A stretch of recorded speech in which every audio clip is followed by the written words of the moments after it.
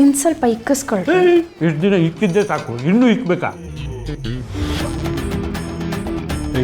ಕರೆಕ್ಟಾಗಿ ಕನ್ನಡ ಮಾತಾಡೋದನ್ನು ಕಲಿ.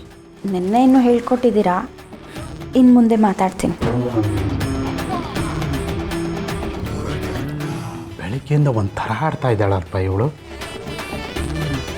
ಬೆಳಗ್ಗೆಯಿಂದ ಅಲ್ಲ, ರಾತ್ರಿಯಿಂದ. ರೀ, ನಿಮಗೆ ಮೊಟ್ಟೆ ಕೊಡ್ಲಾ? ಈಗ ಬೇಡಪ್ಪಿ, ಸಂಜೆ ಬಂದು ತಿಂತೀನಿ. ಹ್ಞೂ ಕಣ, ನೀನು ಸಂಜೆ ಬಂದು ತಿನ್ನೋಷ್ಟರಲ್ಲಿ ಮೊಟ್ಟೆ ಹೊಡ್ಕೊಂಡು ಹೊರಗಡೆ ಬಂದಿರ್ತದೆ ಕಣ. ಆಗಲಿ ಬಿಡು ಅಪ್ಪಯ್ಯ, ಹಸಿ ಮೊಟ್ಟೆ ಹೊಡೆದು ಆಚೆ ಬಂದರೆ ಜೀವದ ಕೋಳಿ ಸಿಗ್ತದೆ, ಆದರೆ ಬೇಯಿಸಿರೋ ಮೊಟ್ಟೆ ಹೊಡ್ಕೊ ಬಂದರೆ ಬೇಯಿಸಿದ ಕೋಳಿನೇ ಸಿಗ್ತದೆ. ರೀ, ಎಷ್ಟು ಇಂಟೆಲಿಜೆಂಟ್ ನೀವು! ಓ ಮೈ ಗಾಡ್, ಇನ್ಮೇಲೆ ಹಸಿ ಮೊಟ್ಟೆನ ಗ್ರಿಲ್ ಮಾಡ್ಕೊಡ್ತೀನಿ, ಅವಾಗ ಗ್ರಿಲ್ ಕೋಳಿನೇ ತಿಂದಂಗಾಗತ್ತಲ್ವಾ? ಯಸ್. ರೀ, ತಗೊಳ್ಳಿ, ನೀರು ಕುಡೀರಿ. ಯಪ್ಪ, ಇವಳನ್ನ ಟಚ್ ಮಾಡಿದ್ರೆ ಸಾಕು ವಾಂತಿ ಬಂದಂಗೆ ಆಯ್ತದೆ. ಅದ್ರಲ್ಲಿ ಬೇರೆ ನುಲಿತವಳಲ್ಲಪ್ಪ. ಚೂರು ಚಟ್ನಿ ಯಾಕೆ? ನೀವು ಕೇಳಿದ್ರೆ ಚಟ್ನಿ ಏನು, ಕಿಡ್ನಿನೇ ಕೊಡ್ತೀವಿ.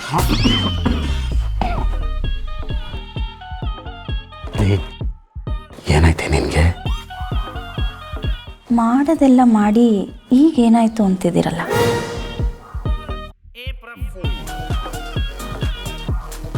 ಏನು ಮಾವ ಅದು ಅಷ್ಟೊಂದು ಗುಸ್ಗುಸು ಪಿಸು ಅಂತ ಮಾತಾಡ್ತಾ ಇದ್ದೀರಾ? ಹೇ, ನನ್ನ ಗಂಡಂತ ನಾನು ಗುಸು ಗುಸು ಪಿಸು ಪಿಸು ಅಂತೀನಿ, ನಿನಗೇನೋ? ಓ, ಸುಮ್ಕೆ ನನ್ನ ಹೆಂಡತಿ ವಿಷಯಕ್ಕೆ ಬರಬೇಡ. ಪಾಪ ದಂತದ ಗೊಂಬೆ ಅವಳು. ಬರೀ ದಂತ ಅಲ್ಲ, ಆನೆ ದಂತ. ಲೇ, ಆನೆ ದಂತಕ್ಕೆ ಜಾಸ್ತಿ ಬೆಲೆ ಇರೋದು, ಅದನ್ನು ಮುಟ್ಟಂಗಿಲ್ಲ. ಏನಾದ್ರು ಮುಟ್ಬಿಟ್ವೋ ಫಾರೆಸ್ಟ್ನವರು ಬಂದು ಕೋಳ ಹಾಕೊಂಡು ಕರ್ಕೊಂಡು ಹೋಗ್ಬಿಡ್ತಾರೆ.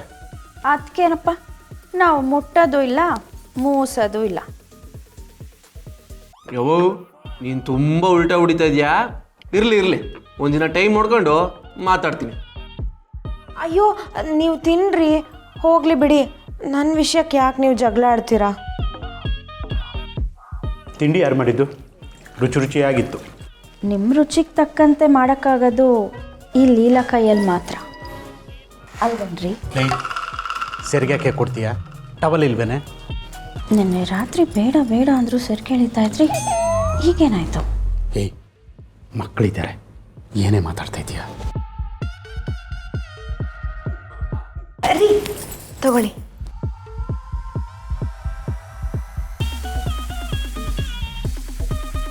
ಒಂದು ನಿಮಿಷ.